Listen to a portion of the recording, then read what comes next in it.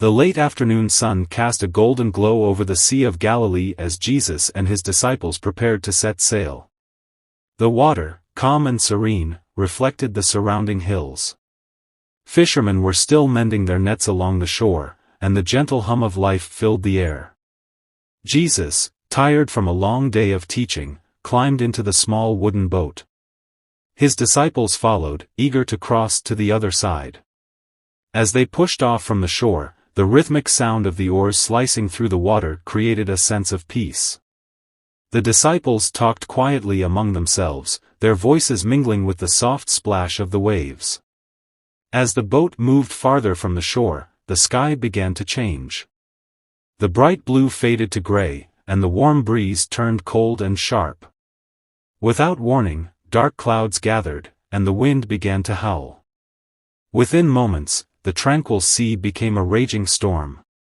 Waves surged and crashed against the small vessel, spraying cold water into the faces of the disciples.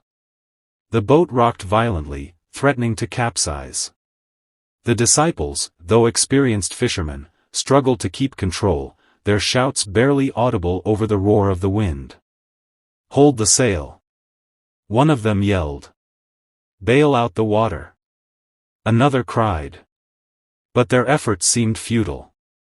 Amid the chaos, Jesus lay in the stern of the boat, his head resting on a cushion, fast asleep. The storm's fury seemed unable to disturb him. His peaceful slumber stood in stark contrast to the disciples' frantic efforts. Peter, drenched and panicked, stumbled over to him. "Master," he shouted, shaking Jesus awake. "Don't you care if we drown?" The other disciples joined in, their voices filled with desperation. "Save us, Lord!" Jesus opened his eyes, calm and untroubled. He stood slowly, steadying himself against the rocking boat, and looked out at the chaos around him.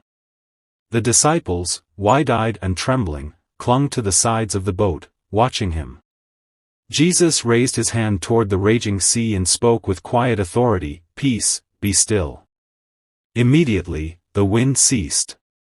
The waves calmed, their peaks flattening into a glassy stillness. The howling of the storm gave way to an almost eerie silence. The boat stopped rocking, and the water lapped gently against its sides. The disciples stood frozen, their breaths caught in their throats. The transformation was so sudden, so absolute, that it felt otherworldly. Jesus turned to them, his gaze steady and piercing. "Why are you so afraid?" he asked. "Do you still have no faith?" The disciples exchanged glances, their faces a mixture of shame, awe, and wonder. Peter muttered, "Who is this?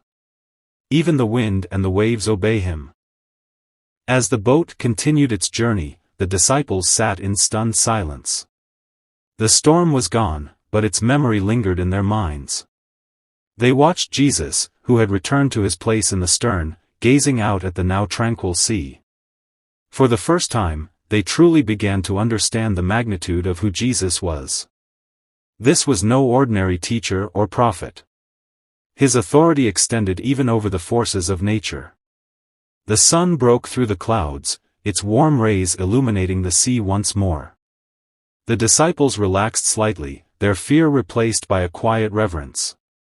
As they neared the opposite shore, the hills in the distance came into view. The disciples, though still shaken, felt a sense of security they had never known before. They were in the presence of the one who commanded the storm and brought peace with a single word. From that day forward, they would carry this moment with them, a vivid reminder of Jesus' divine power and their need for unwavering faith.